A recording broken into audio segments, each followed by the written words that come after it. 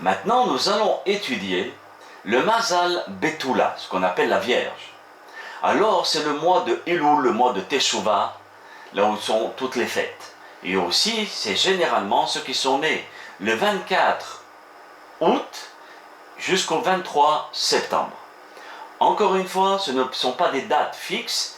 Toujours, il faudra regarder votre date en hébreu afin de savoir exactement si vous faites partie de Elul ou bien de Av qui est juste avant, ou Tishri, d'accord? De bien regarder. Atrunot amerkaziot lifne mazal betula. Les traits essentiels, et on dirait le caractère essentiel dès la naissance de celui qui est né sous le signe de la Betula, qui est la Vierge. Alors, nos Hachamim nous disent ainsi: Mazal Betula Shayach le Kvutzat Ha'adama. Dans les 4 éléments, ils sont de l'élément de la terre. Donc c'est Ma'asim, l'action. On avait dit que la terre aussi, c'était des gens qui sont tendance à être lents, réfléchis. Ils ne vont pas prendre une décision rapidement. Aussi, il faut qu'ils fassent attention à l'angoisse, d'accord, comme la terre descend dans les profondeurs. Ve'a kochav ashalit alav ou kochav Mercure.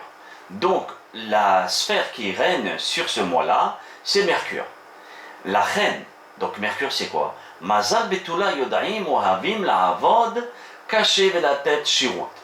Mercure donne la possibilité de pouvoir être au service des autres. Donc il faut qu'ils fassent attention à se mettre des limites. Donc tous ceux qui sont nés dans le signe de Betula, ils savent et ils aiment travailler, même très dur, pour donner un bon service aux gens. Par exemple, le service après-vente, ils seront experts.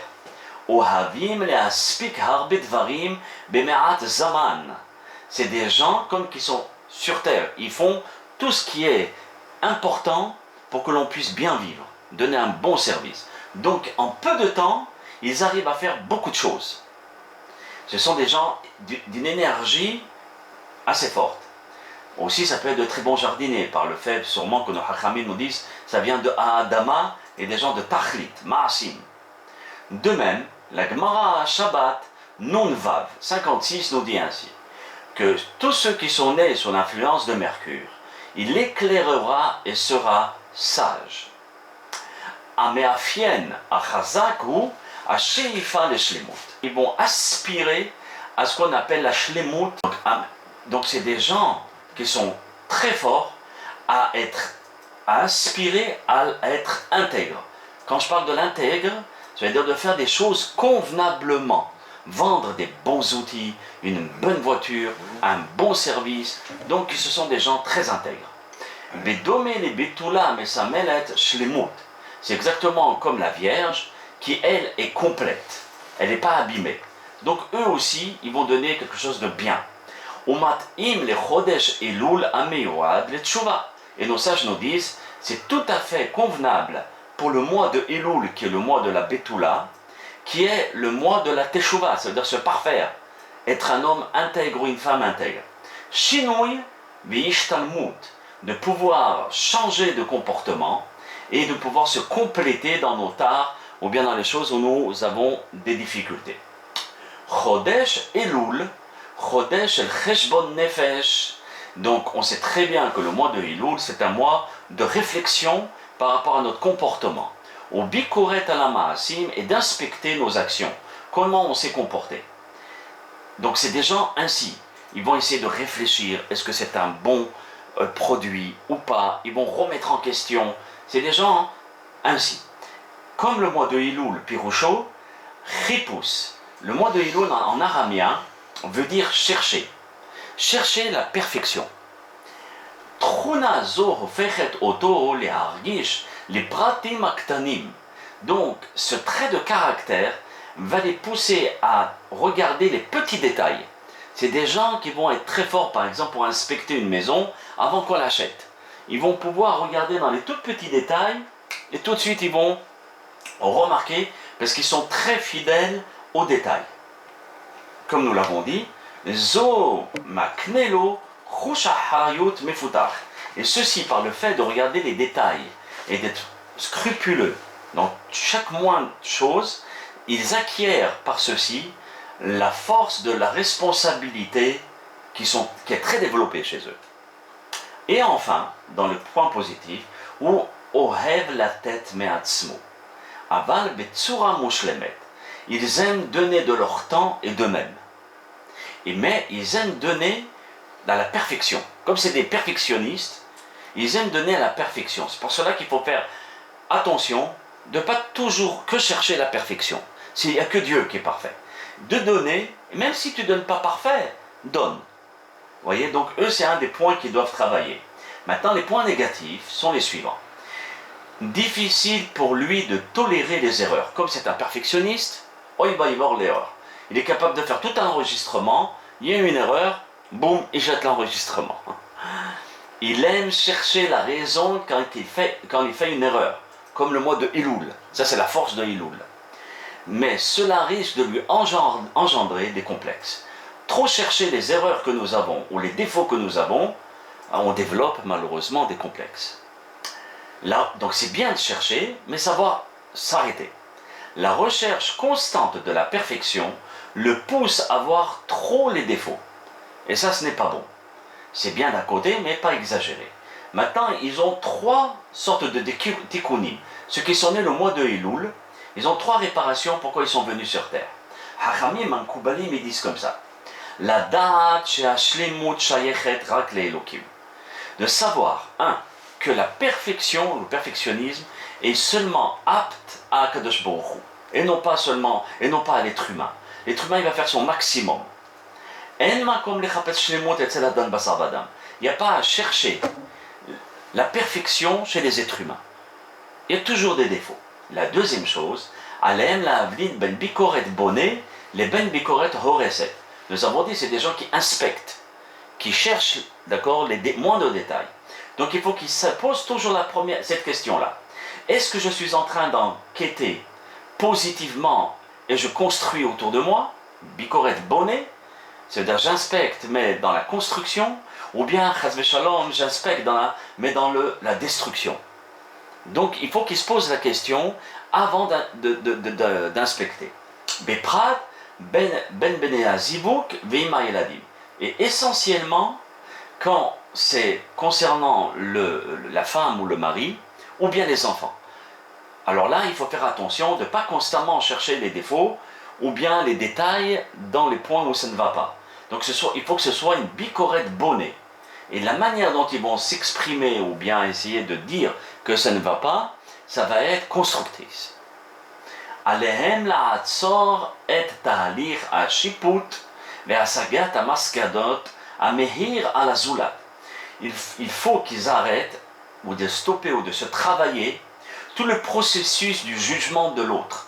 Et aussi de tirer des conclusions trop rapides par rapport aux partenaires.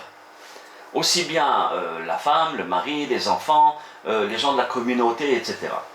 Kodem yesh levarer. Avant cette bikorette, cette inspection, il faut essayer de regarder. Ha'im yesh li et kol apratim.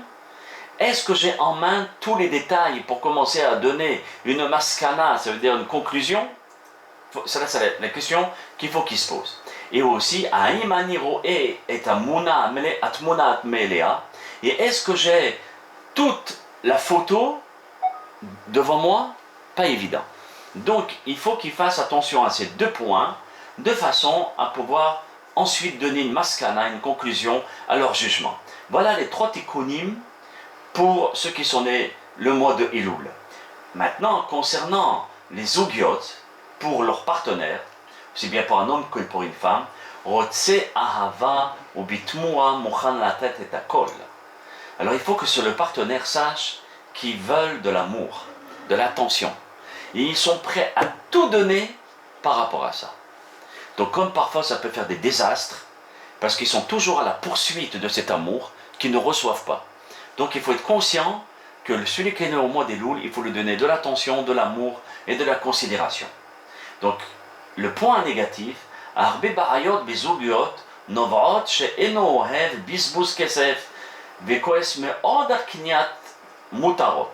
Ce sont des gens où ils provoquent des problèmes dans les couples ou dans les affaires, parce qu'il n'aime pas du tout qu'on dépense de l'argent comme ça.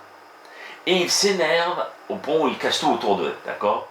Par rapport à des achats qui sont superflus. Donc il y a un budget, il faut faire attention avec les gens qui sont nés au mois de Elul, de respecter le budget, à moins de demander la permission, et à ce moment-là on peut fonctionner. Aussi le point, je dirais pas négatif, mais il faut faire attention, concernant une femme. Mechapeset ahava ametit veterora. Ce sera plus que l'homme, ici il cherche l'amour, mais pour une femme, elle va chercher l'amour sincère et pur. Pas seulement je t'aime, mais vraiment par des actions. Et elle va vérifier les actions que l'homme va lui donner, et c'est par cela qu'elle va dire mon mari m'aime ou pas. Tant qu'il n'y aura pas de tachlit, elle ne va pas sentir cet amour. La reine en noté les rabakut, c'est pour cela que vous remarquez autour de vous, ceux qui sont nés sous le signe de Elul, elles restent vierges, comme dit le nom, célibataires. Elles sont célibataires, et ça c'est pas bon, d'accord? Parce qu'elles sont tellement à la poursuite du vrai amour, et l'amour, attention, qui est terrora, qui est pur, ils se disent, ben, je préfère rester seul. Alors ça c'est dommage, il faut essayer de se satisfaire de ce que notre Dieu nous envoie, et de lui apprendre que l'amour est important pour nous. Maintenant, autre caractéristique concernant ce mois de Elul, c'est quelqu'un qui est conservateur. Précision est un mot important pour eux. Comme nous l'avons dit, c'est des gens qui sont très perfectionnistes. Donc la précision, on ne faut pas leur donner de l'à peu près. Ils intériorisent beaucoup, peut-être est-ce pour cela que beaucoup d'entre eux souffrent de constipation. C'est ce que nous disent nos hachamim. Étant donné qu'ils intériorisent, ils ne vont pas dire ce qu'ils pensent à chaque fois, pour ne pas se faire ridiculiser, comme ils sont à l'affût de l'amour, donc ils ne veulent pas casser cette estime. Alors ils intériorisent et à ce moment-là, la constipation est là. Bederech klal, mesudarim ou makpidim al levush nae. Généralement, quand les hachamim nous disent généralement, on peut trouver des exceptions, ce sont des gens ordonnés et disciplinés. Et ils aiment être bien habillés, c'est des gens qui habitent dans des endroits ou bien dans une communauté qui est structurée, qui n'est pas de désordre. Quand il y a le désordre, ils s'en vont, ils ne s'impliquent pas. Maintenant, pour pouvoir à ce que le mazal de Elul puisse réussir dans sa vie, Ramim en Koubalim, ils disent que c'est très bien de lire chaque jour, pour le mazal Betula, le Perek des Tehilim 94, Tzadé Dalet. Et celui qui lit ce Tehilim, ça lui ouvre son mazal, et les défauts ou bien les points de caractère difficiles que nous avons vus, ça l'aide à surmonter ces défauts-là. Aussi, il y a une sgoula du Zohar, qui est de lire toujours la Parashat Nesiim, ce qui se trouve dans le livre de Bamidbar, dans le 4e livre de la Torah, au chapitre 7, à partir des versets 42, même bête, et verset même Zayin 47. C'est pas beaucoup à lire, et ils liront la lecture au Bayom Hasheshi, le 6e sacrifice. Et ceci les aidera énormément à pouvoir canaliser les vertus de leur mazal. Maintenant, il est évident que nous avons rapporté que le mazal, c'est généralement le caractère que nous avons dès notre naissance. Il est très important, mes chers amis, de se dire qu'attention, le mazal peut changer au milieu d'une vie, de par mon entourage, l'éducation que j'ai eue, les parents qui m'ont élevé, les amis qui sont autour de moi, les écoles que j'ai fréquentées, le travail que j'occupe, etc. Tout ceci rentre en ligne de compte. Tout ce que nous avons étudié jusqu'à présent, c'est inné à l'intérieur et parfois ça dort, d'accord? Ou parfois ça change au milieu de la vie. Maintenant, regardez ce que nous dit le Eben Ezra concernant le mazal. J'ai traduit son texte en hébreu, il dit ainsi: sur ma dure étoile, quand j'ai vu le jour, les planètes et les étoiles ont vacillé. C'est un rave qui était expert en astrologie et en dikdouk, en grammaire. Si j'étais marchand de chandelles, le soleil brillerait chaque nuit. Tellement j'avais pas un bon mazal. Donc là maintenant il y a le mazal où parfois c'est un mazal qui est très dur. Si j'étais marchand de linceul, on ne verrait, je suppose, pas un mort.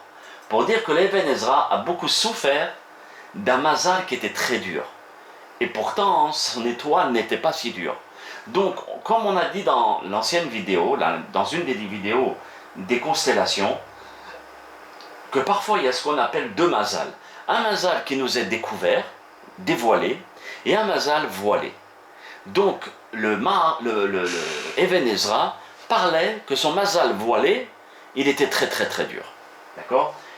Maintenant, comme j'ai dit au début des conférences, des cours, que je me suis servi de tous ces livres, ainsi que d'autres Sfarim Akdoshim que vous avez eu, qu'on a eu l'honneur de pouvoir entendre, et le Sefer Amoldot, le Sefer Hasheelot, le Sefer Amivcharim, le Sefer Ameorot, le Sefer Haolam et le Sefer Keli Anechoshet que j'ai utilisé pour pouvoir monter ces conférences. Et comme vous avez vu, il y a aussi le Marho, Rabbi Haim Vital, le Kaf Haim, plusieurs Rabbi Haim Falachi, plusieurs grands maîtres de la Kabbalah qui ont parlé des constellations et de leur influence. Maintenant, il est certain que c'est évident que c'est Akadosh Baruch Hu qui dirige absolument tout, et nous devons seulement prier Hashem Itbarach lorsqu'il y a un problème dans notre mazal. Mais surtout, pourquoi